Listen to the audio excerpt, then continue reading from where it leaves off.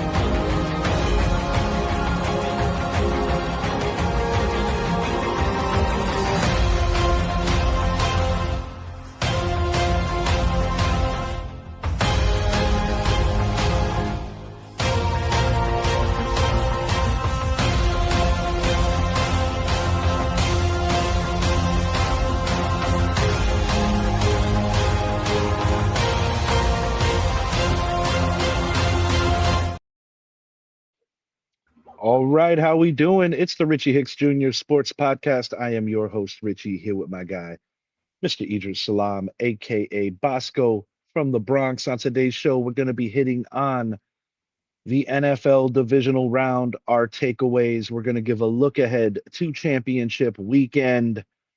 Another coaching vacancy going down in the NFL as Sean McDermott out in Buffalo as well. Idris, how you doing? Do well. Let me lay out a disclaimer right quick. This is all serious people. The views we have on the show are of those who make the opinion. Doesn't necessarily represent the show, and the guests we have on the show, their views are their views and don't necessarily represent the Richie Sport Podcast. So, if anyone comes on the show, it's what they feel because we give people a chance to speak what they have to say, but it does not really reflect our show. I also want to take that a step further and say those who tagged the show and everything that he just said. I'm going to keep it a buck, dude. I'm not going to be silent on it like that. Mm-hmm. Something that unfortunately we ran into yesterday. What's up, Nunez? What's up, Nunez? Something that's like 5 years old that doesn't really involve you or I, but someone that we know. And that many others know, I'm not going to be put in a precarious position like that, bottom line. Right. That's all I got. Yeah. So this, all I got. This, if any issues, we're just a sports show. We deal with a lot of people and they have their opinions, but it's, it doesn't represent us. Richie, nor me, nor Zappy, nor Brett, anyone associated with the show. Let's get going. All right. And if anybody's wondering why I am on the front steps of my house, you see my dog behind me. She's been very schizo since my lady's been out of town for the weekend, hanging out with her mother. And she has this thing where she has to have eyes on me. In my back room, I currently have a lot of furniture back there, so it wouldn't have been the easiest way for her to navigate around. So that's why I'm sitting on the steps. At some point, perhaps I will go in my house. But Daisy, that is her. Daisy, really sweet, building. Really a sweet girl, but good dog. a pain in the cojones as I am still getting her on some levels of house brokenness because she has you on watch, Dog Patrol. Yeah, bro. Hey, y'all, let me tell y'all, it took me a while for her to warm up to me, but once I got the rub in that good spot dogs love, she came over to me like, hey, you got to do that again. And she barked at me because I didn't do it. Yeah, Daisy's definitely... She's a good dog, though. Yeah, Daisy's definitely a piece of work. And speaking of work, Denver Broncos got their work cut out for them after the injury to Bo Nix. Buffalo Bills, Denver Broncos, truly a classic game. You had two classics and two duds for the second round. But Josh Allen, yet again, falling short. Yeah. Dorney forever giving me shit. Nice hat, Fred Durst. Shouts out Richard Dorney. He was actually at MSG. He was actually at MSG for the Suns game. Unfortunately, they lost, but it was pretty cool. You know, I was at my mother's house and he Yeah, FaceTimed us while they were doing the alumni announcements yeah, for Knicks Legends. So I got to say that was pretty cool. He had really great seats and yeah. he has a pretty cool photo backstage too. But yeah, Rich, when I do eventually get back to New York, we're going to have to go to a Knicks game for sure. Yeah, I'm planning to go soon. Yeah. And for anyone curious about, there we go. Look at this. This is good stuff. I'm working on it. I got to back up with some of these photos. Apparently, the StreamYard's telling me I have one too many in here. Let's see if I can pull this up. Just a cool photo. Noah was stoked when he saw this because Noah's getting into like the old school 80s wrestling. Here we go, baby. Yeah, right there. Up. Right there. That's what's up. There he is. Forever the Met fan. But Uh-oh.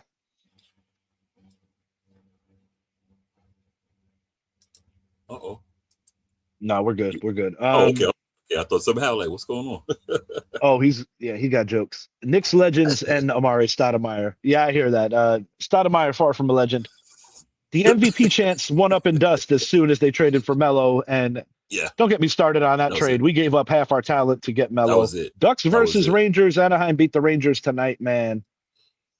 Nunez, my Rangers suck, and I have nothing to defend them on whatsoever. They are terrible.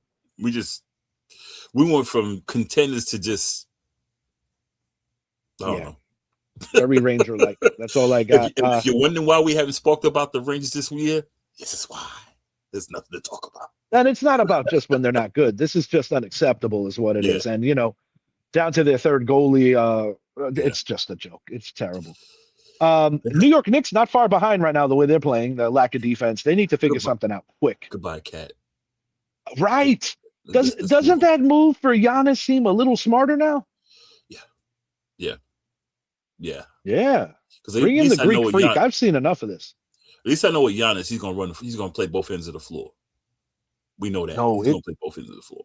And I'm sorry. I'm tired of Cat being so damn lazy. Dude, and he's eating too much mofongo, bro. That dude doesn't want to play defense. Don't want to play. Dude, you're a big man. You're an actual big man.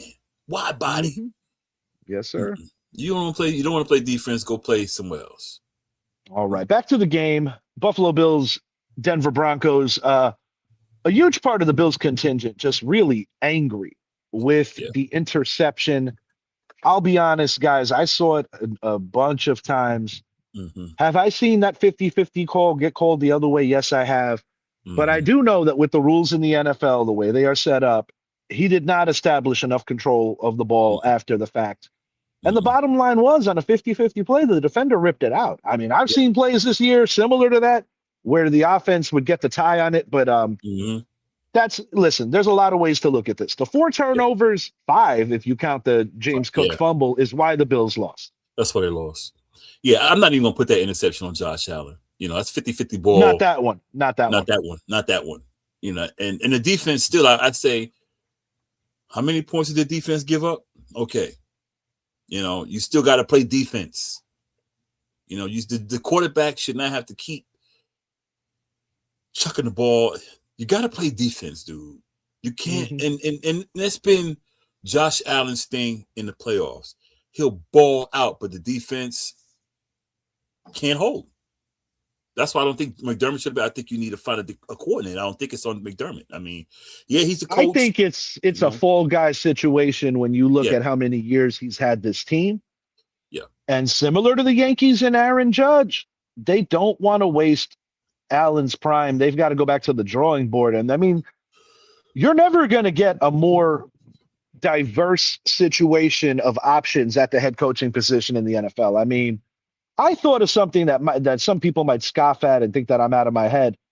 Is there any possibility that you could see Bill Belichick coming back to the ranks of NFL head coach if he could get an opportunity like this? Because it's a ready-made situation with having a superstar quarterback where Belichick's main responsibility would be to bring in defensive talent.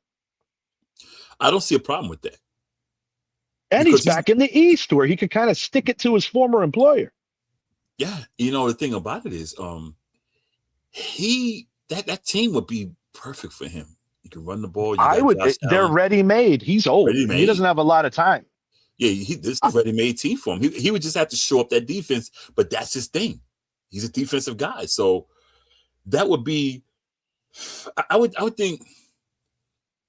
Yeah, I say Dable as an OC Nunez. I mean, Dorney.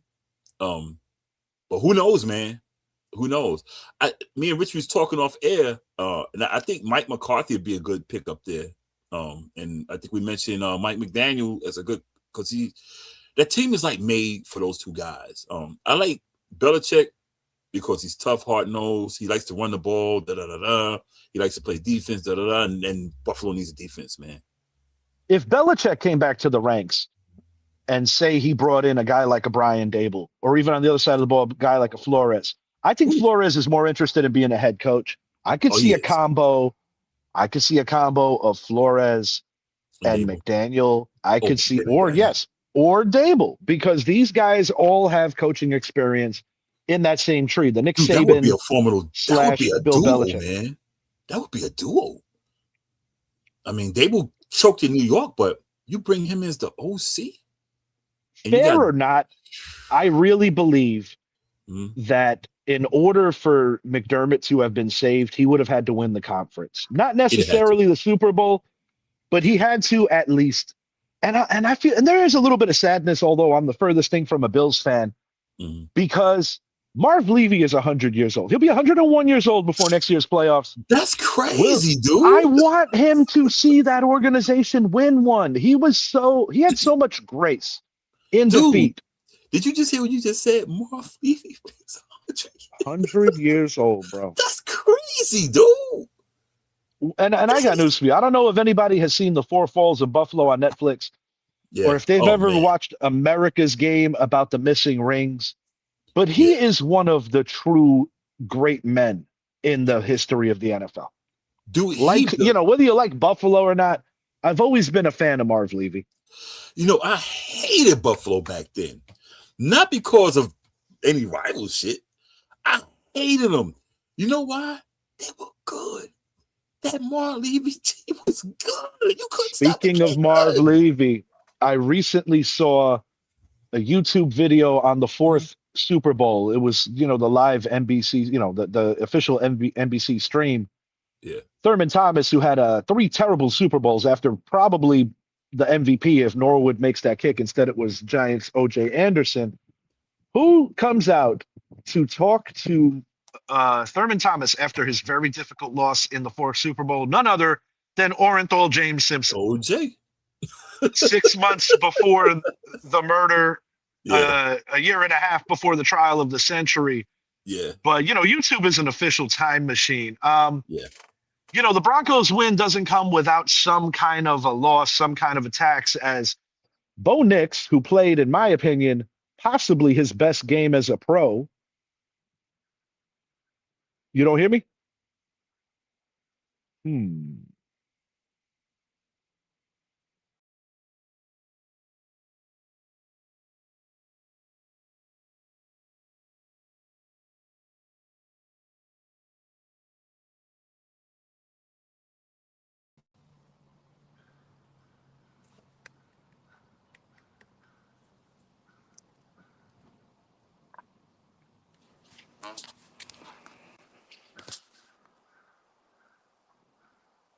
All right.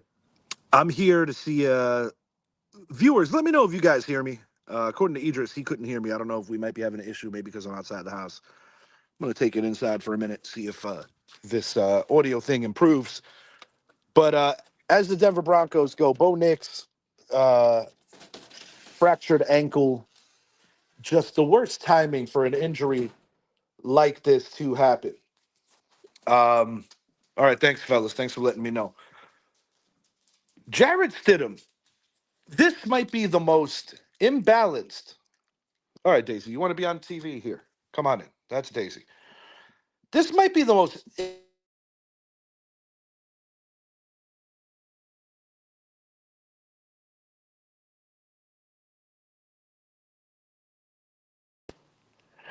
This might be the most imbalanced situation we've seen in a long time since Bill Callahan against John Gruden in the Super Bowl.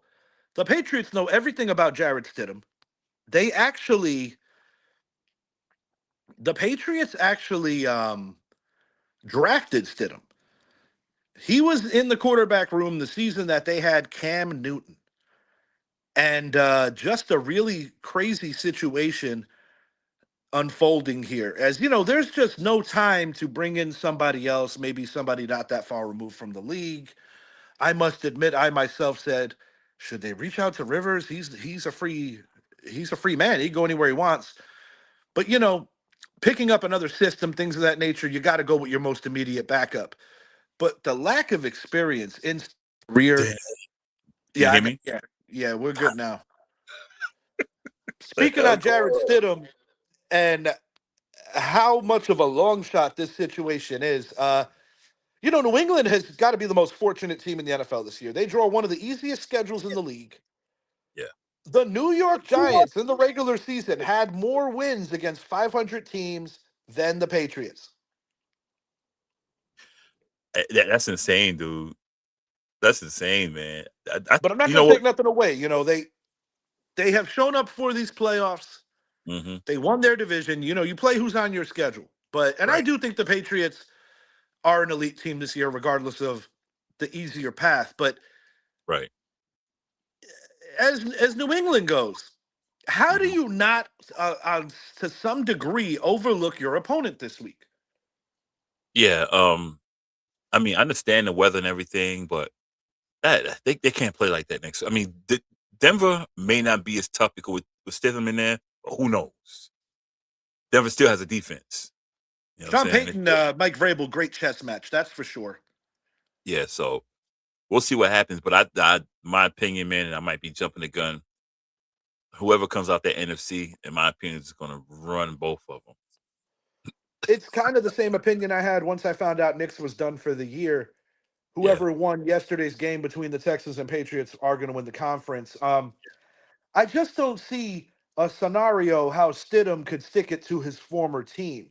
I mentioned when you were coming back in that he was in the same quarterback room when they had Cam Newton. The year before they brought in Mac Jones. They had some success with Mac Jones. They did get to the playoffs, ultimately eliminated by Buffalo.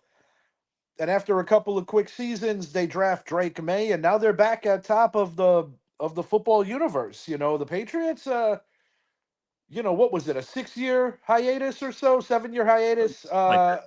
after Brady leaving. They Brady's had that final one year year. in New England They was had that one year when 2019. Mac got into the playoffs. That one year, I think it was his Yeah, rookie season. Yeah, that was it. But it wasn't him. It wasn't him that got them there. It wasn't him that got them there. Yeah, Pats it's crazy. versus Rams in the Super Bowl. That would be a third meeting. Mm-hmm. Patriots beat the greatest show on turf. That's a very controversial one because it links into their Spygate situation. They Yeah. did defeat them in a defensive struggle in the 2018 season, Mm-hmm. second to last season for Tom Brady in New England. And there's another rematch. If you get Seattle, Denver, that's a rematch. If you get New England and Seattle, that's a rematch. Right. We got The rematches only all over the scenario board. where it's a first time matchup is if the Broncos and Rams advance. Yeah. Yep. That'd be it.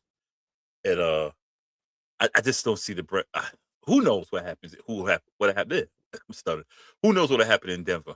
Who knows? I just feel neither one are strong enough for Seattle. I just don't. I just don't. I That will defense. say this, though. Uh, If the Rams and Patriots play, I think it's a better matchup for the Patriots. yeah. Um, I'm a little concerned, or more than a little, if I'm Sean Payton. I do not know how you survive this game. I mean, the defense is going to have to play great. It's going to have to be a low scoring kind of game, a Mm, grind it out kind of game. But man, you talk about catching the break of all breaks. yeah. You're a play away from having to probably play the Buffalo Bills, a team that I think would have beat New England in the third matchup. Me too. It's crazy. It's crazy how things have lined up. And the two most popular candidates for MVP are Matthew Stafford of the Rams Mm, and Drake May of the Patriots. But I'll put it to you like this: Seattle against either AFC team, especially the Broncos, but either AFC team, they're winning. Rams against Broncos, Rams are winning. If I'm Rams going against in, Patriots, I would not be so quick, but I think that'll be a score. I think they'll put some points up in that game. and it's only going to be, to my knowledge, the second time that two teams have played in the bowl a third time. The only other ones to do it are the Steelers and the Cowboys. Is the Cowboys? Yeah, that's Cowboys crazy. won the third meeting. Will the Rams win the third meeting? It's interesting. It's interesting. And another interesting caveat to this, this Hmm. would be the third different quarterback the Patriots would play against. They played against Warner. They Hmm. played against Goff. Now they would play against Stafford. Hmm. Two cities, three quarterbacks. Right. The first time the Patriots would play the Rams without Tom Brady, as the Mm. only other quarterbacks to go to the Super Bowl for the Patriots are Steve Grogan and Drew Bledsoe. But also, guess who's about to be the only coach to win a Super Bowl with two different teams?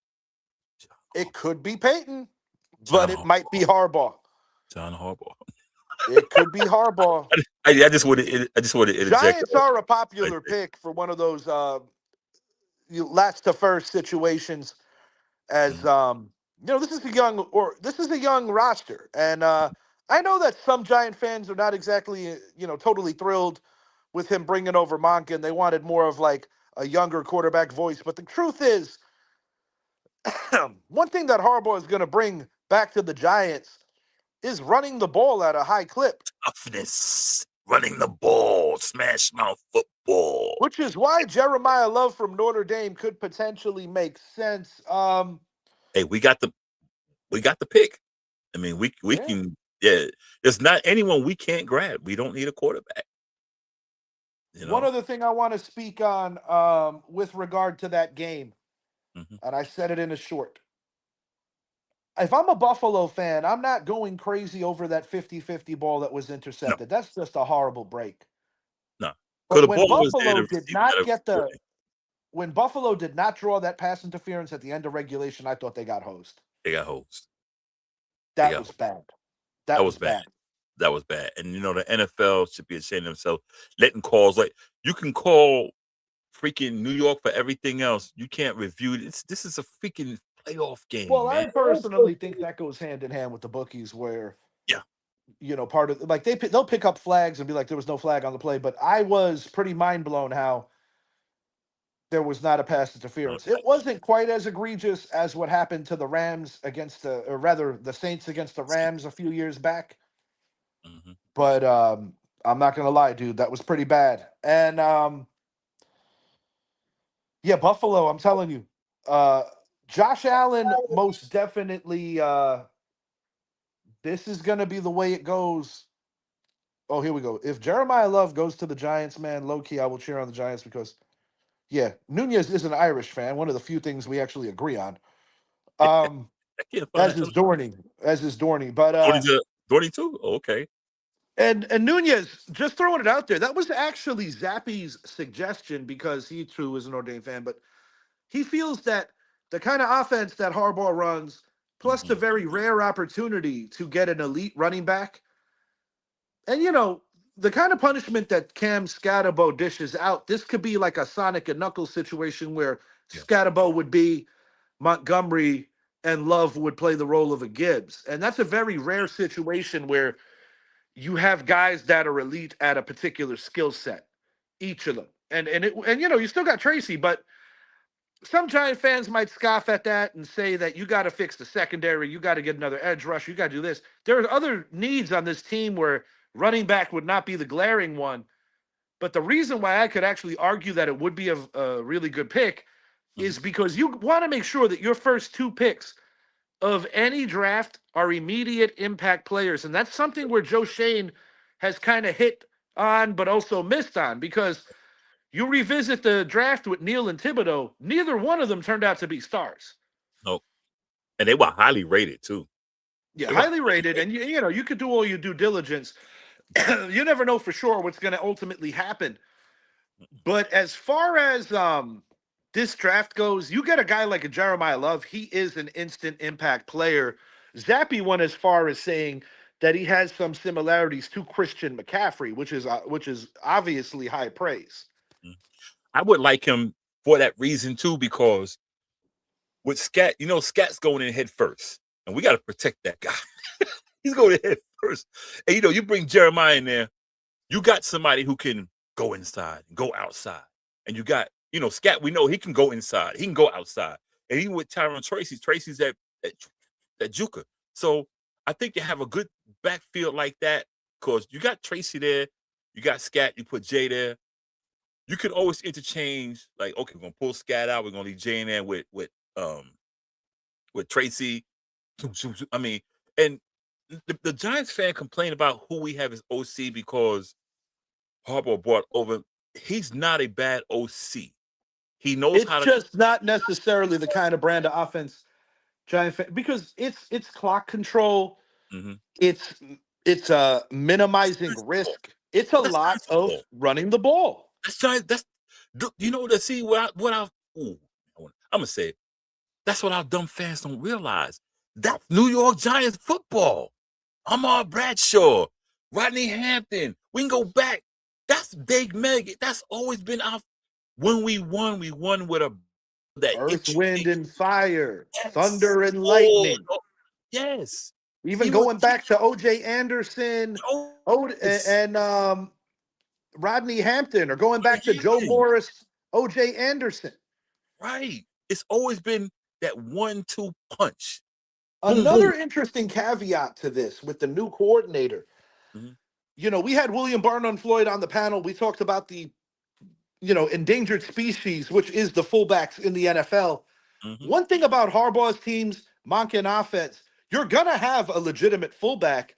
Yep. And I was thinking about Ravens that are going to be entering free agency, could be available. The first one that came to my mind was Ricard, one of the better fullbacks, traditional fullbacks in today's NFL, because most rosters, what they do is they just implement like the backup tight end in a fullback role if they need to do something along those lines. Bring a lineman in. Yeah. They just, which conventional, like a Lorenzo Neal type of guy, a conventional fullback, Matt Suey, someone who can catch the ball, who can run the ball, literally run the ball, not just block. You want that type of something guy. Interesting. Mm-hmm. Of the teams that were in the playoffs, going into the divisional round, or even before that, I think it was like 5 of 8 or 6 of 8 had traditional fullbacks. So that's something interesting when you think about it. Not something that you see, and a lot of people consider it a waste of a roster spot to a level. But if you look at any era of Giants football, most recently, the most important Giant game I ever attended in my life was with Dorney, Week 17, New Year's Day, Dallas Cowboys at the Giants for the NFC East title. Win or go home. Yes. Giants won, and the Giants won a Super Bowl. Dorney was actually in the building the week before for the Jet-Giant game as well. But the point I'm making is, we had Henry Hynoski. Back it up 4 years before that. Madison Hedgecock. Back it up to the Bill Parcells days. We had Maurice Carthon. Right. And before we won a championship, but we had some great years with Tiki, we had Jim Finn. I forgot about Daisy, Jim Finn. What the hell are you doing? Oh, really? You think you're going to catch a squirrel? Is that what you think? Yeah, I'm with you, dude. That would be like Jim Finn thinking he could outrun Cheetah Bay Awuzie. Get out of here. Shit. Awuzie beat him running backwards. Yeah, no lie. Finn's not moving. Finn probably ran about a 5'8". That's a name. Madison Hedgecock was low-key underrated, though. Madison Hedgecock was good, and I love Hynoski. Yeah. You know who I liked? I like the Terminator, too, John Connor. James Connor. Yes, I remember him. Yeah, I remember him. Yeah, see, but that's New York Giants football. We've always won with that boom, boom, that run the ball, Back it up. Always, man. And that's why I'm glad we got Harbaugh. I mean, I would have liked Matt McCarthy, but Harbaugh, because Harbaugh fits what we have right now. He fits what we have right now. A dynamic quarterback. Do you hear my dog or not? I hear. She looking right at the door. Look at her. Nah, there's a squirrel. She Daisy, going you're off. not catching the squirrel. I'm about to close the door on you. Look at her. She's like, man, you gonna let me out? You gonna let me out? But oh, Daisy. The squirrel's over here trolling her. I'm gonna turn this into an episode of Nat Geo. Might as well. Look at her. She poking at her too. She done stood up on the door. The squirrel's all the way on the. I got this massive tree, as you can see here. Oh, I know that tree. And it goes all the way down to my neighbors, and for a squirrel, next thing you know, he's 2 doors over. Going off too. Daisy, you need to relax because you keep playing with me. I'm not going to take you for the ride to pick up your mom. Look at her. You gonna let me out? And this is why they say dogs are ever so lovable, but man, they are not the smartest. No, that goes to cats. Dogs are lovable and protective. Cats are smart. For sure. They don't care about you either. All right. So changing gears, I want to talk about this Bears game. First and foremost, congratulations to the Chicago Bears on a phenomenal season, really defying the odds. Yeah. But having said that, Caleb Williams, 2 things that have to be worked on. His football IQ needs to be enhanced for sure, not even questionably. And his completion percentage needs to get better because while he does overcompensate and compensate for like the lack of completions, one thing that he does fail on is sometimes just reading a defense. Because when I revisit that play that cost them advancing, they were already approaching field goal range. You're talking about a matter of like 18 or so yards until they were in field goal range. That was it. And I understand, the mentality of wanting to push the ball downfield, but you have to be 100% sure that ball is not going to be intercepted. And quite frankly, the Rams just sat back in zone and they kind of lured him into that pick. And also, you know what the thing about it, the clock was ticking. It was ticking down. I'm not talking about the play clock. I'm talking about the game clock. So They had time to go down there and burn the clock and get closer and closer. They could have dinked and dunked. They got a running back there that can run through you, who can slash between the hash marks. You work your way down. There was no reason to rush because by the time, they'd have got down there and kicked the field. That's game. That'd have been game time. Look at this. Get down, so man. Ridiculous. She was out.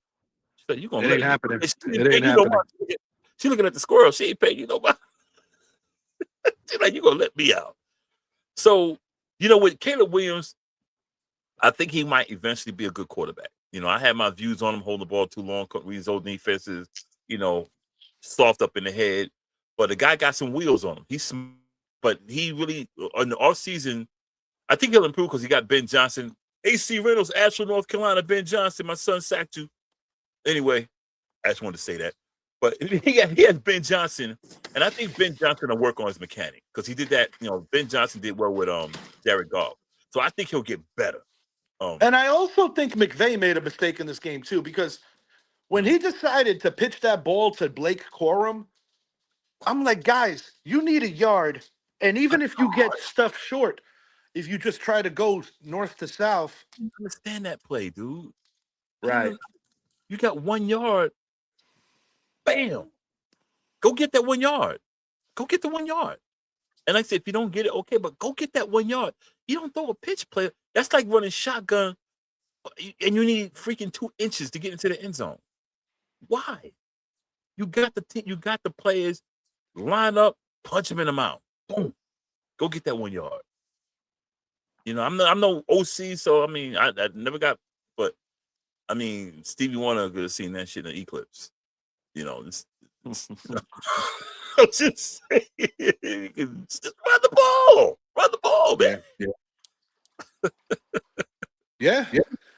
So, as the Rams go, like I said, I thought McVay made a mistake, and I think it ultimately came down. I think Chris Collinsworth. Let's be real. I don't agree with him often. Yeah. But one thing he said that he was spot on about: a lot of these games come down to who loses it, not necessarily who wins it. Yeah. We saw it with Green Bay the previous week.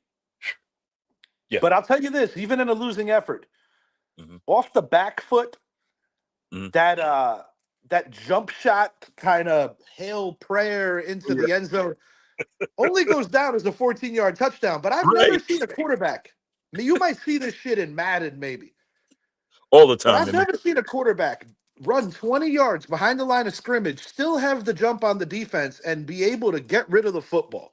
Dude, when I seen when they was rushing him, I'm like, oh, this game's over. They got him. And I'm going to be honest with you. There's only a couple of teams in the NFL that are mentally tough enough to give up a play like that and come back and still win the game. No knock on. No, I'm sorry, Green Bay, but your coach would not be able to overcome that.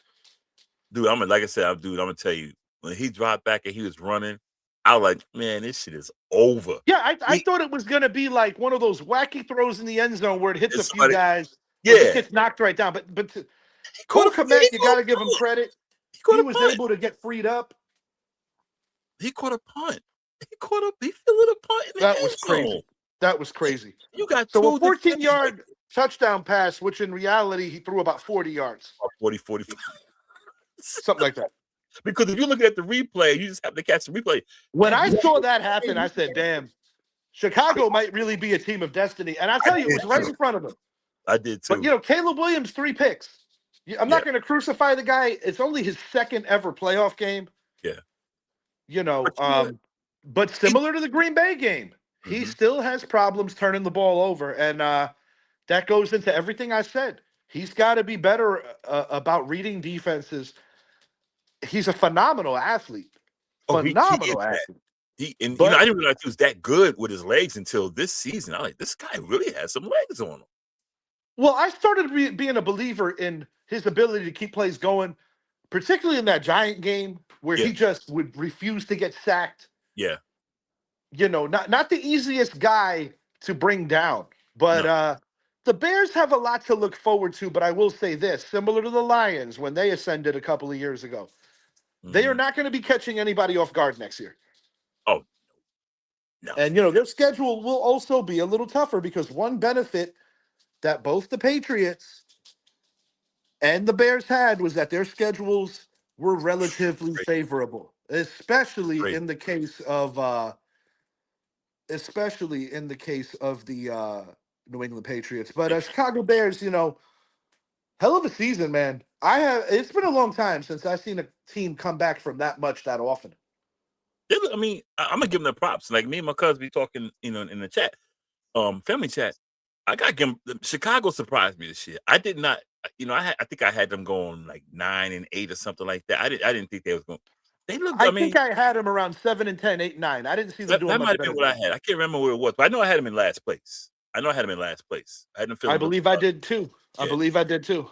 So they did good, and I think Ben Johnson will work with him more, and get his mechanics right. Cause Ben Johnson, like I said, I seen him here. Like I said, I didn't know that was the same Ben Johnson until Caleb Williams wore his jersey. But in high school, Ben Johnson was hell. Cause when my son played against him, the only reason my son got him, because my son was a linebacker, size 5'8", but he's extremely fast, and they put him on the edge as an edge rusher. And he got around the edge because he was so quick. And so Ben Johnson being with this guy, with Caleb Williams, I think he's going to make him better, because I think Caleb Williams, his problem, his melon, he was soft.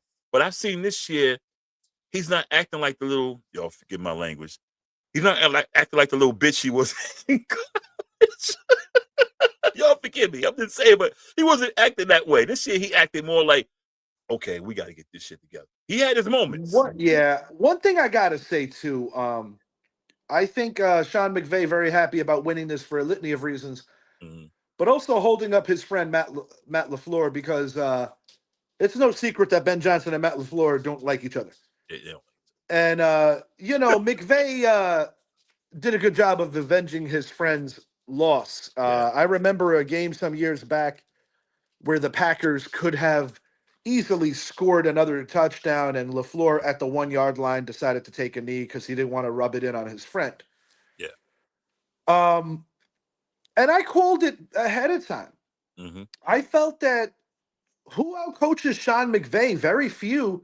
And I think the only name that comes to mind with any kind of frequency success would be Kyle Shanahan. Yeah, Shan. Yeah, Shan. Seems like Shan knows him.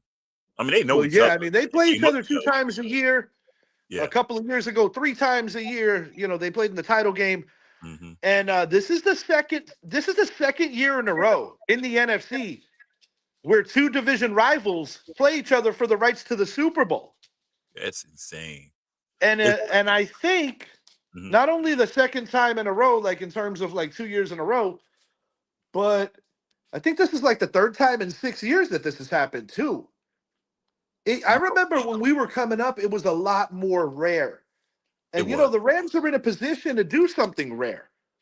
As a wild card, to my recollection in terms of road games, doing it all on the road, they would only join the 07 Giants, the 2010 Packers, and I think the Raiders of 90, 80s. What year they went to see, this is my only question about that Raider team. Back then, a wild card could still mean you have a home game. That's true. Yeah, you're right. So I'm not 100% sure if the Raiders did it all on the road, but to my understanding, they didn't. They was a wild. The 07 Giants and the 2010 Packers. That's it. Yeah, that Raiders team, they were a wild card, but they did have that home game. I forgot about that. With wild cards, you have a couple more teams, but it's still a short list. You would have that Raider team you mentioned. You would have what year did 2000? The 2000 Ravens. Yeah. Yeah. The ones that beat our ass that we don't want to think about. Yeah. A lot of people try to forget about that. But point to be made is that it's a very rare achievement. It is. And, Aaron Rodgers, his Packers did it, beating the team that he just got done playing for, the Steelers. Giants did it the hard way, winning in Lambeau, winning in the old AT&T Stadium, also winning in Tampa. We shut AT&T down. Yeah, the Giants went to a very hot venue, to a neutral venue in terms of temperature, and then to the coldest of the cold. Coldest of the cold. Tom Coughlin's face is about to fall off. The only playoff win that Eli has at home is actually against Atlanta. The first playoff game at MetLife Stadium. And we did enough. Yeah. So it's crazy, man. McVay, man. I mean, he's damn good coach. It's crazy. In that division, they'll be back next year. All 3 will probably be back next year. Yeah, the only team that I wouldn't pencil in to do anything is Arizona. But those 3 will be back next year. And 49ers need a couple of tweaks. They got mauled, but what a great season of overachieving for them. When you consider all the injuries. And also in-house problems, like a guy like Brandon Ayuk, who squandered so much money and just completely quit on this team. Yeah. I'm not trying to be a wise ass, but I think that could be a mental health issue. It might be. That's crazy. Yeah. I'm with you. But that's so much money to leave. And you're talking about minimal shit. Team meetings? Like, come on, bro. But you know something? That's why I'm a huge boxing fan, first and foremost. But that's why football is such a unique sport. It's the ultimate. You heard it 1,000 times. It's the ultimate team sport. It's not a sport like basketball where one guy can take over and win. It's not like baseball where one guy like a pitcher just shut you down. In football, you need to have everybody out there playing. Same with hockey. Got everybody. That's valid. That's valid. Because one player in football can determine everything. No, that is a very valid statement. And sometimes it's a rare situation where it could be like a corner. Yeah. It could be a linebacker. It could be a special teams player. Look no further than Green Bay, New England in the Super Bowl. Desmond Howard, punt return, kick return. Yeah.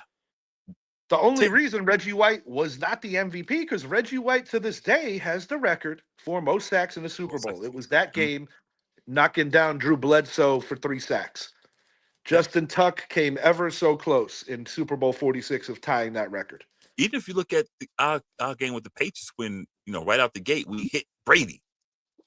We turned the table. That first hit, bam, the whole game changed. Because he even said for himself, he said, once I got hit, I was like, he's. I often say to people that Super Bowl was a game of 3 punches. The Giants jumped up 9-0 quick. New England scored 17 unanswered. Mm-hmm. And then the Giants handled it from there. But it was a very like back and forth. But it was like literally a game of 3 punches, similar to the first game where both teams went so long without scoring. You know what? People could say what they want to say about that Giants team and da-da-da. But those 2 Super Bowls between both teams were blow for blow. And that's why I argue to a level with certain Patriot fans who try to discredit Belichick and give it all to Brady. The reason I take issue with that, listen, I get it. He had minimal success in Cleveland, but he won a playoff game in Cleveland. And nobody did that since until Stefanski did it in Pittsburgh. Who's the guy that laced up all those defenses for top 5 and top 10 finishes? Tom Brady is the only quarterback in NFL history to have that many top 5 defenses, top 10 defenses in the league. And when you think about some of his heir apparents or guys that get to the table in a conversation, Aaron Rodgers, Peyton Manning, guys that Drew Brees, none of these guys had those kind of defenses. And I mean, the number of years is such a disparity. Brady got like 17 of them. I think Rodgers had 3. Breeze had 1. Peyton had like 4. Like just ridiculous. Bill was on our defensive team for that 16. I mean, people remember a month-long stretch or a month and a half long stretch. I'll date it back to the JPP block field goal in Dallas. But the reality is that Giant team did not have a great defense. They had a defense that stepped up at the right time. Without the offense, Eli just under 5K, bottom 5 running attack too, guys. Right. But the point is, I take issue with Patriot fans or NFL fans alike who try to discredit Bill Belichick. I'm not saying you got to like him. But my thing is like, he's the architect of the Super Bowls. And even if he failed as a general manager later in his career, he put those teams together. He always got rid of popular players to keep the train moving. He made a lot of decisions that took balls. And my whole point is, you look at when Tom Brady didn't have good defenses, he didn't win. And it's a lot easier, you know what, to recruit your friends and start a super team than it is to rebuild the team after you lose your best player, something that Belichick got tasked with. So I'm not hearing that shit. Yeah, you can't. The way I look at it is, well, he didn't win without Brady. Okay, how many Super Bowls did Tom Landry win without Roger Staubach? I know it's the dumbest shit. You can go all down the line. How many Super Bowls? If you want to praise somebody for winning with different people, the guy who should get praised better than anyone is Joe Gibbs. Yeah, that man won with 3 different quarterbacks. That's unheard of. Retired and came back just to get the team rolling again. Went right back to racing. Parcells won with 2 different quarterbacks. And to my recollection, let me think about this for 2 seconds. Parcells is the only guy besides Gibbs to win with 2 different quarterbacks. If the 96 Patriots beat the Packers, Parcells would have been tied with that record with Gibbs. I was about to say that. If it weren't for Desmond Howard, he would have 3. Because I'm over here going through my mental Rolodex and shit, and I'm like, wait a minute. Nobody else has done that. But see, that's my point. If Holmgren would have won with Hasselbeck, which he didn't, he would have had Hasselbeck and Favre. But I keep thinking about it. Andy Reid didn't win with McNabb. He won with Mahomes. But people say, well, he didn't do nothing. Most great coaches, I don't care who you're talking about. You can go back to Chuck Noll. You can go back to Sid Gilman. You can go back as far as you want. Most coaches don't win without their star quarterback. And that's why the reason I find it so funny is when people say, oh, he didn't win without Brady. I'm like, guys, look at the history of the league. You only got 2 coaches that have won with different quarterbacks, Parcells and Gibbs. That's it. Look, how many, you know what? And you can flip that around. How many quarterbacks have won Super Bowls with 2 different teams? Brady, Peyton. How many can you name? That's it. So the coach needs the quarterback. Because see, people forget when Brady went to Tampa Bay, it's not like he went down there to a trash team. No. That team was ready to win. Jameis just got done throwing for 5K. Yes. If those interceptions could have been cut down by 10 or maybe in half, it's a playoff team. They win. See, that's what people forget. But if you're throwing for 5K the year before the GOAT arrives, you have a pretty good team around you. Dude, you got LeGarrette Blount down there waiting on you. You got Mike Evans waiting on you. You bring Gronk with you. You get AB. You bring freaking Gronk down with you. And let's not forget that final year in New England tried really hard to get him a super team. It just didn't work out because AB and Gordon both got suspended. Right. So when they say what Belichick didn't do, no, it's what Belichick, because Belichick was the coach. You need look at. And dare I say that Tom Brady needed to be surrounded around by a super team to win at that level of his career. Right, because people forget the guy was a 6th-round draft choice. He never gets on the field. 2019 was a forgettable year for Tom Brady. Mm-hmm. He had a monster 2020 season, but people love to talk about Eli and the defenses. Do we remember the Tampa playoff run? Who the hell do you ever remember winning an NFC title game throwing 3 interceptions? Tom Brady's the only one that did that I remember. Thank you. And see, that goes to show the ignorance and the whatever. And this is not an indictment of Tom Brady. No. He is the GOAT, and he deserves to be called that. But I'm just over, like, you know, the narratives. It is so much harder to do anything as a coach than it is as a player because players have power to just leave. It's not quite as free as the transfer portal, but it's not that far. Just go down the line of Super Bowl coaches. How many won without that star quarterback that won? Did Chuck Noll win without Terry Bradshaw? Nope, he didn't. Did Tom Landry win without Roger Staubach? Nope, he didn't. Sir. You know, Green Bay, they went with Favre. You know, they went with Rodgers. But however, you know, coaches slipped after a while. So most great teams don't win without their star quarterback. Otto Graham. We can go. And I mean, I've even been hearing it about Harbaugh not winning with Lamar and such. And I'm going to call out some fans here.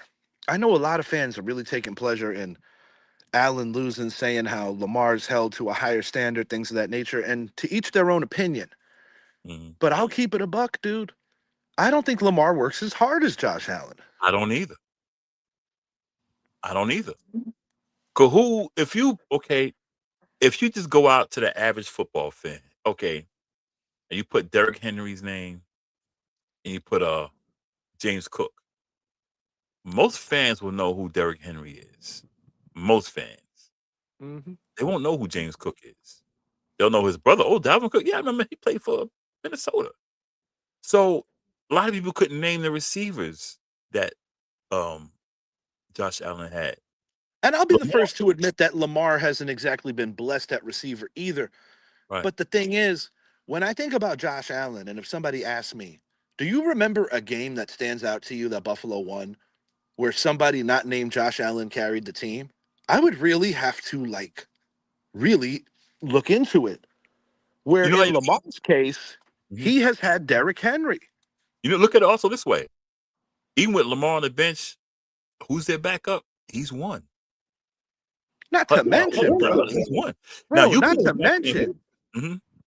to mention that Harbaugh won a Super Bowl before Lamar was even in the league. Right on. And it's like, you know, he's way more dynamic than Joe Flacco. One of his biggest gripes with Lamar and with the organization was that he felt that the organization was enabling Lamar to be a little bit lazy with when we practice and all these little steps that he had. And I think the reason why he finds this New York job attractive is Dart is still very young and moldable. Mm-hmm. But, you know, for people to just ignorantly say, like, oh, he had Lamar and couldn't win, I'm like, okay, well, let's see how much Lamar wins without him. You know, I'm glad we're on that. I'm glad we're on that subject because I want to talk about something also. Atlanta fans who are bashing Steven Stefanski. Let me say this to you guys. That's crazy to me. Either you guys don't watch football, or you guys' mouths or nuts, lips are so far up Shedeur Sanders' ass that you can't get it out. Listen, when Kevin Stefanski went to Cleveland, it was already a mess. Baker Mayfield was there. Everything was in a shamble. He fixed Baker Mayfield. They won a cup playoff. He won Coach of the Year twice. Mm-hmm. Twice. Things fell apart when they decided to send Baker out the door and bring in Deshaun Watson. And Darius, I can't remember his name. Then you bring in all these other quarterbacks.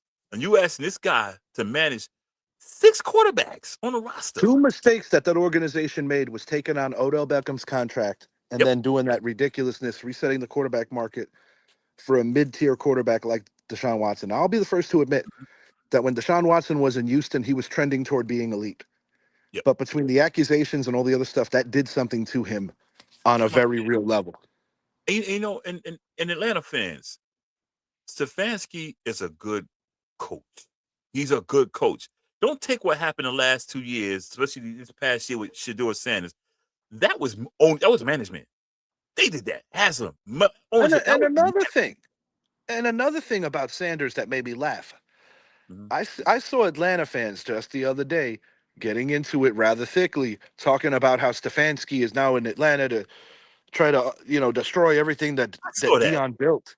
What did Deion build? Any winners with Deion? I'm like, first of all, the Atlanta Falcons have been to 2 Super Bowls. Neither with Deion. They've been to, I think, 3 title games. They got close with Tony Gonzalez. Yeah, Togo, yeah. The year that Harbaugh won the Super Bowl, actually, against his brother. Togo, so this is my thing.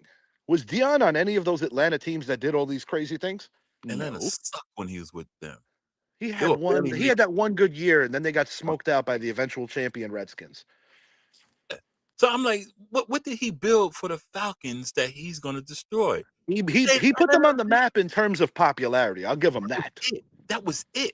But I want to win. He was a multi-sport athlete. He was a Yankee and a Falcon. Then he was a Brave and a Falcon. He was a multi-sport athlete, one of only 2. The other was Bo Jackson at the time. Brian Jordan, too. Brian Jordan, thank you.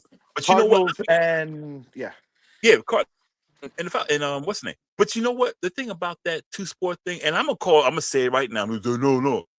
Deion was okay in baseball. He was okay. Brian Jordan was better than him in baseball. Brian Jordan had a good career. Bo Jackson was better. Bo Jackson just got hurt. Bo Jackson was the lead in both sports. He was killing, and he was just breaking the surface in football because he was sharing the ball with Marcus Allen. But if Bo Jackson doesn't get hurt in that Cincinnati game, he's a first ballot Hall of Famer probably. That's how talented he was. Not to mention what he was in baseball. The greatest play of Deion Sanders' career in baseball was as a member of the New York Yankees inside the park home run. Mm-hmm. On a play that Bo Jackson tried to stab in midair. Bo got hurt on the play, and that was a game that Bo and the Royals ended up winning. Bo hit 3 home runs in that game. Mm-hmm. In a shitty Yankee season, that was like one of the few things to be happy about. I think the only other thing to be happy about was Kevin Moss, but that was short-lived. It's crazy, man. It's insane. And you know what? And I'm gonna say this about Atlanta fans. I don't care. That's why y'all ain't won shit. That's why y'all ain't won shit. You guys don't know football.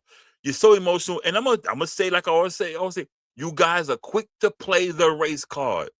I saw a post on X asking who's the most iconic Atlanta player of all time. And when I saw Deion Sanders, I was like, have any of you idiots heard of Hank Aaron? And if I had to dig for a number 2, I would strongly consider Dominique Wilkins. Not to mention the great Braves players, guys like Smoltz, Madden, and Maddox and Glavine. Yeah, there's David Justice. Yeah, David Justice out there. There's so many players, and see, this is why a lot of fans just need to. They're fair weather fans. They're not with the fanship all the time. They go with whoever they want to go by. There's a lot. I put it this way, and I'm not dissing Deion because Deion is great. He did everything, but the only thing Deion did for Atlanta, just like you said, is put them on the map in terms of popularity. The Falcons never won anything. The Braves never won anything. The greatest Braves players in baseball were probably the 3-headed pitching monster of Smoltz, Glavine, and Maddox. If you're talking football, they're the only other 2 names in terms of just iconic value. Even Babe Ruth at the tail end of his career, they were the Boston Braves, but it wasn't the same hit that he had for the Red Sox and the Yankees. Henry Aaron, Hank Aaron, Hammer and Hank. That's it. This is not complicated. And you know what? You can go even further and say who else? Evander Holyfield. Thank you. Evander Holyfield. I remember now that I thought about putting and Holyfield, being that it's an individual sport, might jump a Dominique Wilkins. Right, and see that's what I'm saying. They saying Deion, and it's not taking a shit on Deion. Deion gave Atlanta popularity. I would give Deion a top 5 spot just for the fact that he made history playing in a World Series and a regular season NFL game the same day. Or he didn't play in that World Series game. He was on the bench, but still, it's pretty amazing. But in terms of what have they done on the field, he's not. I got Evander up there. I got the 3-headed monster from the Braves. I got Dominique up there. There's a few who actually did probably Wilkins, Bob Pettit. Oh, I forgot about Bob Pettit. Yeah, Bob Pettit. But yeah, I mean, you're talking about a relatively short list. Mm-hmm. Yeah, so I mean, I'm like, cut it out. You guys got Kevin Stefanski with the quarterbacks you have. Kirk Cousins, Michael Penix, who can't stay on the field. And I told you guys before you drafted him, I said, he is not going to last a season. He won't make 7 years in this league. He'll be another RG3. You got the right quarterback. Regardless of how you guys talk, Kevin Stefanski is your quarterback coach, your head coach, because he got Kirk Cousins there, who's a pocket passer, and that's what Kevin Stefanski was trying to make Baker Mayfield. With Michael Penix being as injured as he won't last 7 years. I hope he does, but he won't last 7 years. He needs a coach like Kevin Stefanski, because Kevin Stefanski is not running that RPO. He's not letting his quarterback run out the pocket and act the fool and get knocked out. He's going to say, you're going to sit in the pocket, you're going to move the pocket. That's why you guys got Kevin. He will save Michael Penix's career. If you want to go get a quarterback coach like Mike McCarthy, who's going to make your quarterback roll out, or whoever, you go right ahead. Michael Penix won't last 2 more years in the league. I told you. And another thing I'm going to say on that situation in Atlanta, they're playing the long game, because Stefanski knows that he's coming into quarterback purgatory, and he knows that because I think Atlanta has already identified that Penix ain't that dude. He's not that dude. He never was. And you know what? And let me continue.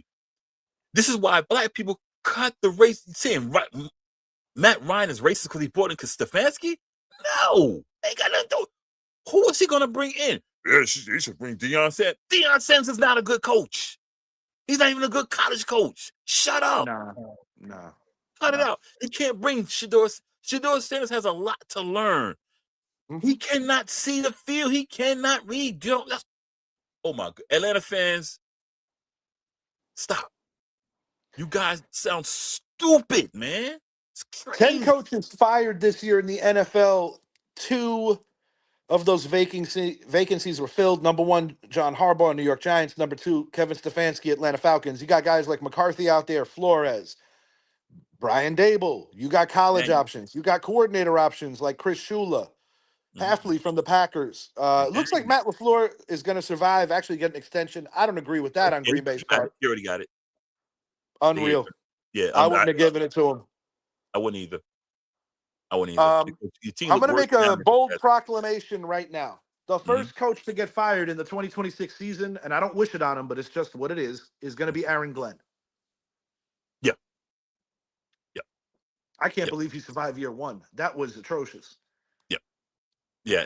When he fired Steve Wilkes, I'm like, for real, dude? You didn't get and then Robert Saleh, a guy who probably never should have got fired as head coach. That had a lot to do with Rodgers. Yeah. But yeah. And this is what I mean about the Jets being the Jets too. You let a guy that is literally a rental run your organization as a mouthpiece to Woody Johnson, who has no testicular fortitude. 0. And then Rodgers gets hurt, and you put the organization and your future in the hands of a guy who was just going to come and go. You get what you get. You deserve what you get.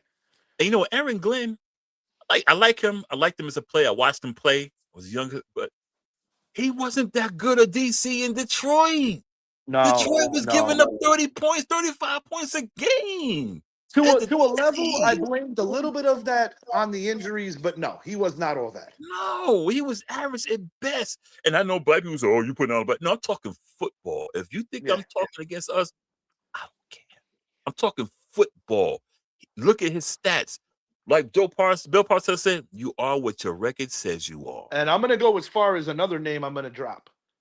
If the Washington Commanders midway through next season don't look a lot more like the team that made the title game last year and more like the team that finished in third this year, Dan Quinn's going to be out too. That's why I felt they should have brought in Eric Bieniemy instead of Van Yeah, Quinn. I think Bieniemy has pissed off somebody somewhere. That's all I got on that. Oh, he did. I don't know who it, but he did because he was so hot. But as a coordinator, but he was like, nah. Yeah. I am a little surprised that Steve Spagnuolo's name didn't come up more. Well, then again, there are 8 vacancies, so let's see. But with the Chiefs being eliminated early, I am surprised that Spagnuolo didn't get any interviews yet. Yeah, I did too. But we'll see. I mean, we need a DC though. I mean, Spagnuolo, truthfully, like that St. Louis Rams situation was probably, a bad decision to take that job. Yeah. But I do believe that if the New York Giants would have given him the chance, perhaps things would have been a little better after 17. Yeah. I hate it, but I'm glad where we are now because we actually got the coach we need. Yeah. We got a young core. And with Hart, he's seen he got guys that hate losing. Yeah. Hate losing. Cry, anger. Neighbors hates it. They hate losing. Brian Burns takes that real, and Brian Burns has known losing all too often because he was on bad Carolina teams. Yeah. And and like I said last week on the show when I said about Abdul Carter, his last thing when they won the game against Dallas, he said, look, this is fine and good. He said, but we shouldn't be going home. We should be playing more games. He said, we won't be here next year at this time. We should be playing. I do share the sentiments. I think this is a team that's ready to take the next step. Yeah. They got a couple of tastes of what it's like to be in these games against really good teams and to beat a couple of them. But I do truly believe that the Giants are going to be much better next year and a prime candidate to go from worst to first. I do believe that. Final thought for me, Bo Nix and Caleb Williams until something else changes have jumped Jaden Daniels and Bryce Young has jumped CJ Stroud. 100% agree. So next time, I am Richie. He is Idris. If you haven't already, please make it a point to like and subscribe to the channel, the Richie Hicks Jr. Sports Podcast on YouTube. Also, final thing I want to say, check out the shorts. We've been putting in a lot of work there. Oh, yeah. We got more coming out today. And stop making fun of Josh Allen for crying. Most of you wish your quarterback cared that much. That's passion. That's passion. Him crying. Cut it out, y'all. Stop it. And the Eagles will get somebody from the Giant organization. It might be Kafka. It might be Dabes. It's going down. I think it's happening. You know why they went down this year? They brought in Adoree Jackson. They brought in a few New York Giant players, so they deserve to lose this. Azeez Ojulari. I don't remember hearing his name once this year. Who? Yeah, exactly. Abdul Carter took that number. What we're trying to say is, I'm censoring it. Forget the Eagles. This is actually my final thought. Talking about these guys for a quick second. Mm-hmm. Listen, I'm not saying that buying everybody and overpaying for everything is the way to go. Right. But New York Yankees, in 2 off seasons, you lost Juan Soto, which you made a real effort on. And I think the team was better for losing him because they were able to fill out some voids. But one of those fill-outs was a guy named Cody Bellinger. New York Yankees, you cannot tell me that you are a better team without Cody Bellinger with an unproven Spencer Jones and Jason Dominguez, the Martian, who has not solidified himself on both sides of the plate because he's not that good from the right side. He's not that good of a left fielder. Nope. And Trent Grisham, you gave him the money. I don't know if he'll duplicate what he did. You really went to Big Lots getting that pitcher from the Marlins where there were other more valuable, more higher praised resumes out there. And this is the question. When did the Dodgers become the Yankees, the old Yankees? Right. And when did the Yankees become the Mets? What is with all this cheap shit? And listen, we got the 3rd best payroll in baseball, the 3rd largest. Yeah, I don't care. What's the Charbonnet what? From... He didn't put the whole thing. I'm going to look that up. He said something about Charbonnet. Charbonnet. Oh, wow. Damn, that's a tough one. That's a tough they one. got to back up a Shaw, man. Oh man. Yeah, he's a huge force in the red zone. That sucks. I hate hearing that. Back to the Yankees for a second, though. My thing is, I'm not going to bitch, moan, and complain about the Dodgers spending all this money when the Yankees used to do this shit in the 90s. Now, granted, the Yankees built their core from the farm, and then they dressed it up with a lot of great veterans of yesteryear, guys. Some of them reclamation projects like Doc and Darryl. But the point I'm making, guys, George Steinbrenner, I'm not saying that everything he did was right, because if it was up to Steinbrenner, he would literally have traded Derek Jeter, Mariano Rivera, because he was impatient.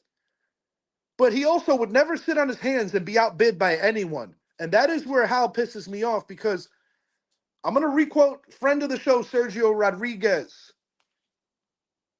NFL got a question. Okay. Yeah, we do need to get a schedule, though. We do. Hey, NFL, we do need a schedule. We usually just get up and we got news. Let's go live, but we're gonna work on that, man. For real, for real. Also, are you on Instagram or Facebook? Share it up here if you are.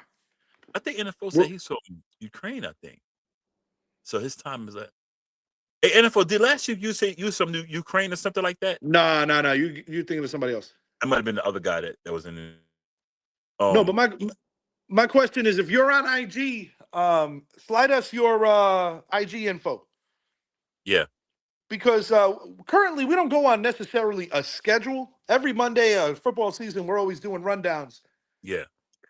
So we pop up. If it's usually before 12 o'clock. We got a late start today, but usually about 12 or 1 o'clock on Mondays we usually do something. And Nunez, while you can be proud of this incoming three-peat that you have, understand one thing. When we did our three-peat, we beat better teams. We sure did. And more complete teams. Atlanta Braves with the three-headed monster. Yes, we did. Yeah. Yes, we did. That part. Yes, we did. We beat them. We beat them. But listen, I'm not going to take away nothing that they're doing. They have cornered the market on essentially Japan. Japan used to be the Yankee stronghold. But Nunez, we are Yankee fans. We're not supposed to like the Dodgers. Okay, I remember this now. Yes. Yeah, that's what it was. Yeah. Okay. No. Oh, that's what NFL. Oh, dude, I should have figured that out, man. I probably should have too, but I've been a little slow lately. Final thought on the Yankees. Minnesota. I forgot about that. Yeah. Final thought on the Yankees before I get out of here. I'm not saying that Hal Steinbrenner needs to be the way his dad was. However, be a little more like your dad, because the Yankees are great at running a business, not great at running a ball club. Right. And I am tired of them acting like they got to respect this luxury tax threshold when they are $1 billion corporation. The Yankees are. Who are we bullshitting? This logo is worn in every country in the civilized world. The boss never cared about the luxury tax. He's like, I want to win. Yeah. You're talking about pretty soon it's going to be 2 decades. Pretty soon it's going to be 2 decades without a World Series championship, and you're worried about slashing money? What? With those concession prices? Like you said, that logo right there is known. One of the most expensive places to watch a ball game in MLB. It's not up there with the Dodgers prices, but it's up there. It's up there. When you talk about the East Coast. I'm sorry. Cut the bullshit, Hal. Cut the bullshit. The paper. Yeah, you're right. You're right, NFL. But you know what? We are Yankee fans, and we don't give two flying about the one difference that the only thing different from this Dodgers team and that Yankees team is that the Dodgers have built nothing from the farm outside of Kershaw. The Yankees built the farm and then won out and got whoever they wanted as free agents. That's the difference. But that also speaks on the Yankees' inability to groom farm talent into the next level, because outside of Aaron Judge, outside of Ben Rice, and on a smaller level, maybe Luis Heel, the Yankees have struggled mightily to get some of these hot prospects into the bigs on that level. It is a failure in the organization. And they had the magic touch with Stick Michael, Bob Watson, Buck Showalter back then building this team up while the boss was on suspension. I love But George. I'm sorry, it's not the same thing. And similar to how sometimes I would get disgruntled with John Mara, it is very similar with Hal Steinbrenner. And Hank, may he rest in peace, was the Steinbrenner brother who was more like his dad. You know, I'm glad you mentioned that. I was watching a show the other day on the New York Giants, and I know this is way off the subject, but when you were saying about that, how Tim Mara actually got the Giants, how he bought it for $500 and almost went bankrupt, and then he's like, you know, they put them against the Chicago Bears at the time and said, if had he lost, he'd have lost everything, but he won. They won. The Giants won, and not only did it help him financially with the Giants, that's when the league started to grow. Hard not to respect this. And Arthur Blank, Queens product. Yeah, the best concessions in the NFL, probably all the sports. Yeah, I mean, he gets it. He gets it. He'll save money somewhere else, but he gets it. He's not going to make the working people pay for that shit. Somebody else made a comment, an owner or a manager. I got it on my phone. They made a comment about how the NFL is getting greedy, saying that it's a shame that fans have to pay, like local fans. We have to pay another service just to see our local teams. He said that's greed. I'm trying to find out who said it. I got it saved on my phone. Yeah, Dorney was telling me that even in New York, like if he doesn't have quote unquote some kind of like cable service, you have to get an app just to even watch the G-Men, which is a little insane. Which is crazy. I mean, local games, I could see back in the day, you know, they didn't televise games because of blackout, because they didn't sell out and stuff like that. Bro, I live in Florida, right? In Florida, right?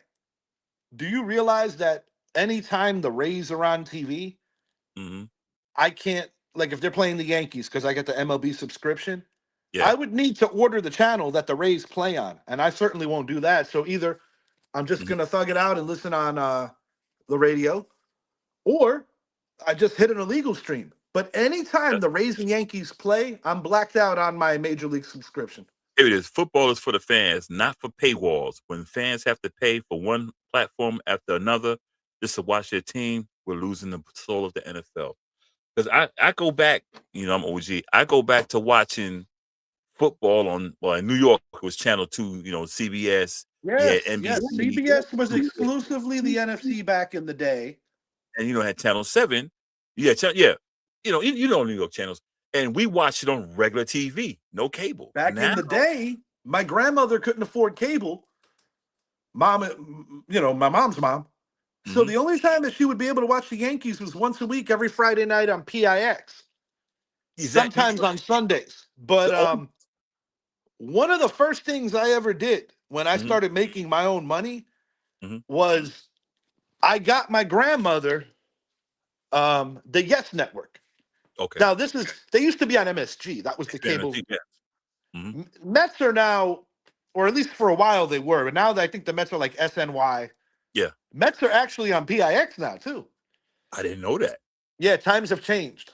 Wow. Back in the day, the Mets used to be on Channel 9. It was like WWOR. Why do I know this station? Because back in, I don't know, 1986 or some shit, 85. Yeah. I was on Romper Room, bro. Hey. Miss Molly. Still alive, but too much. Yeah. I shit you not. Secaucus, New Jersey. I was on that.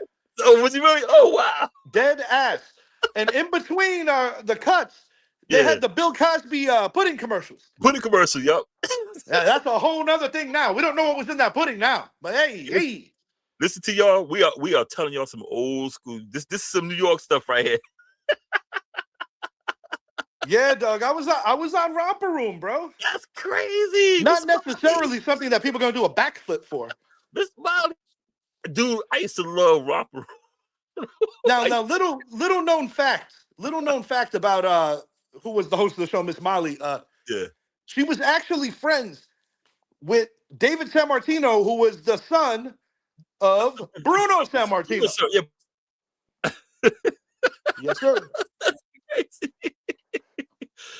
You know what reminds me? I remember WOR. I know we way off the subject, but WOR was Chiller Theater with the hand that came out the ground. Chiller. Yeah, dog. It had 6 fingers. People didn't know that. It had 6 fingers. That's what scared me. Yeah, PIX, bro. That was like, I remember, dog, I'm old enough to say that I remember the channel selector that had like the 3 little things on it. We going Dead back, ass. back. My uncle used to work for the phone company. Yeah. So he do a little splicing, be able to get that shit. Oh, them dudes back then, yeah. Yeah, those dudes had a science to it. Shouts out Uncle Charlie, rest in peace. But for Idris, I am Richie. Announcements to come for our next show, which will be Championship Weekend. Yes, but we have shorts coming out all the time, so we stay up on it. So y'all subscribe, like, do everything you got to do to follow us. We're on Facebook, YouTube, Instagram.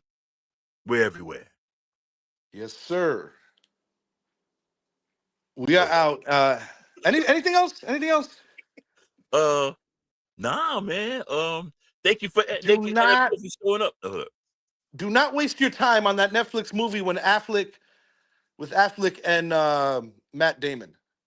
I was hanging at my parents' house Saturday night. Jen and the little guy are with her parents for the weekend, and I'm picking them up later today. And you know, 2 actors that my stepdad likes and shit. Yeah. He's like, bro, I can't get into this. Within 20 minutes, we were watching the Jack Johnson thing on PBS. So is that bad? It wasn't that good. I mean, I ended up watching it. I was semi-distracted, but I ended up watching it. So I hit Eddie, and Eddie was like, yo, is it good? Is it good? I'm like, it's all right, but I'll never watch it twice. Nunez, I was going to acknowledge you too, man. I was just waiting for Richie to finish talking, man. Calm down, dude. Acknowledge me.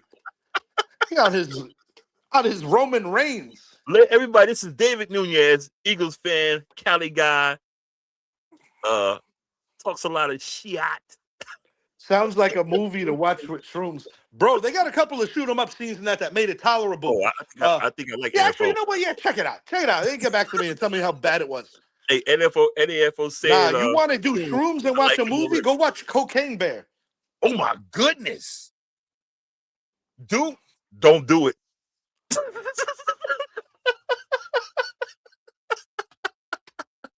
That's probably what Aaron Rodgers is doing right now. Okay. Okay, NFO, you I like you. Good God, a Philly fan. NAFO, Idris's cousin coaches with the Eagles. I love him, but I don't love the team. I just want to let that be known. I love him, but I don't love the team. When he comes to the Giants as our wide receiver coach, that will be the end of my connection with anything Philly except for the cheesesteaks in Germantown, Max's. Other than that, Philly can go. No, I promise. No. There's another thing, Nunez. I'm pissed off about this with the WWE. They did that merger with Disney ESPN. Was that 31st Street? He's saying 31st Royal Rumble, January 31st. It's actually the day before my birthday. I'm kind of aggravated with this because I'm not coming out of pocket to follow their library. That's bullshit. I mean, Netflix is doing their thing with it, but this is crazy. You could get the live events if you live in Europe or anywhere else in the world, but in the United States, you got to wait 48 hours to see something. That's crazy work. NAFO, if you ever get a cheesesteak, it will change your life. A real Philly cheesesteak. It will change your life. I get mine with hot sauce. That's how they know I'm from New York. They be like, you from New York, right? Yeah. I like mine with hot sauce. Yeah, that's crazy about how you got to pay. I don't like that, man. I don't like that. No, because for years they had the $9.99 WWE Network, which was still going down in like Europe after they canceled it here. Then Peacock had the entire library. Now they're breaking it down where you could watch Raw on Netflix and you have access to a good chunk of the library on Netflix, but you don't have the pay-per-views. Yeah. And nah, dog. I'm sorry. This isn't boxing that the outcomes aren't predetermined. Well, maybe that's not the best way to put it. This isn't UFC where the things aren't predetermined, because boxing, unfortunately, I don't know anymore. But point is, I'm a wrestling fan, but I'm not going to be chasing it for the new subscription up in the money, because as far as I'm concerned, the product in terms of viewability and how good they made it was not better after they left the WWE network. I thought even on Peacock, it kind of went down a few notches. Plus, they got rid and redid a lot of their 80s stuff because they wanted to be more politically correct. I'm like, guys, just learn that you can't do that shit in 2020, whatever. But you can't redo history, man. No. Like Roddy Piper when he painted himself half black. Oh yeah. But I'll be real though. Some of the shit back then, yeah, no way in hell you could do that shit now. The way they spoke about women, or like, I remember one time Greg Valentine in a promo trying to go in on JYD. He's like, "You big black." I'm like, "Whoa, time out." Forgot about Greg Valentine, dude. I'm not gonna lie. Back then, yeah, you can't. Roddy Piper, that dude, that. No, Nunez. I know they. No, Nunez. I know they got the. I know that. But what I'm saying is, like for pay-per-views, you got to go up to a different subscription now. Nah, man, I ain't doing it. You know what? I wish they could go back to how it used to be, but you can't do it. Back then, hell no, you can't do that shit. No, I mean, I think on Netflix, it's kind of cool how they're doing live TV, all that, but yeah, the Attitude Era will never be duplicated, nor will the Golden Era, the 80s. And see, that's but what some I hate. Of it is so comical when you look at it now, like Hulk Hogan coming out and snotting on an Iraqi flag or a Russian flag or some shit. But you know, the thing about it is, like I said, we grew up in it. I'm older than you, so I probably see a little bit more. But you've seen enough because you came up in the 80s, so it was still crazy. It didn't start getting common until like 10 years ago. But you know, the thing about it is, man, when I look at back at that, I said, damn, you can't do that shit now. But be like, damn, but back then that shit was so damn funny. Like, Roddy, you bring it up Roddy Piper, dude. All right, Nunez, I'll tell you what, I'll trade you one. Let me know what you don't have going on in your household, and we'll do a swap. I appreciate that, Nunez. Really nice of you. Dude, the Roddy Piper thing, that had to be one of the most funniest things ever. Now, today, of course, they call it racist. But nah. Nah, man, they were always pushing the envelope. Like when he hit Snuka with that coconut, bro. That shit was funny, dude. All of Zappy is blowing up my phone. Zappy is blowing up my phone over someone we know really pushing the envelope on some toxic racism about Dr. King Day. And Zappy's like, this is effed up. Look at this crap. So I'm going to have a word with Zappy about it. He's very upset about it. Is it in the chat? I'm going to send it to you if he didn't send it to you. And it's somebody that we know, so we're kind of ashamed of it. Oh, shit. That don't sound good. I'll holler at you off air, Idris. Nunez, I appreciate you, bro. Oh, shoot. NAFO Mythic Plague, I appreciate you, bro. Thank you guys for supporting the show as always. Thank you guys for engaging in the show as always. Until next time, we are out. Idris, stay right here. I'm going to talk to you. Yeah. We out.